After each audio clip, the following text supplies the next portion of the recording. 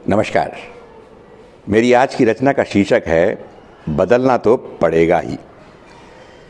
दादी सुबह सुबह ब्रह्म मुहूर्त में उठ जाती थी। माँ 6-7 बजे के आसपास उठती थी।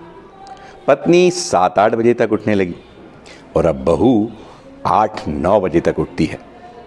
ज़माना बदल रहा है, हमें भी बदलना तो पड़ेगा ही। दादी घर के सारे काम खुद कर लिया करती थी।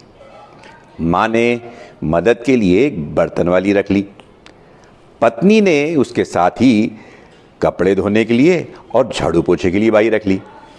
और अब बहू ने इन सब के साथ साथ खाना बनाने वाली भी रख ली।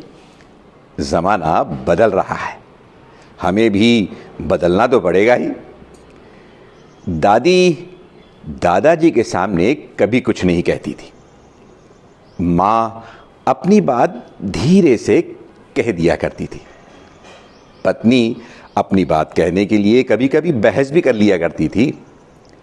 और अब बहू अपनी बात मनवाने के लिए बराबरी से टक्कर देती है। ज़माना बदल रहा है, हमें भी बदलना तो पड़ेगा ही। दादी के समय घर में 10-15 लोग हुआ करते थे। माँ के समय घर में 7-8 लोग थे और पत्नी के समय 4-5 लोग थे। और अब बहू के समय केवल 2 ही रह गए और तीसरे के लिए भी सोच रहे हैं।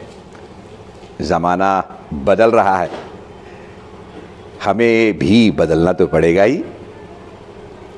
धन्यवाद।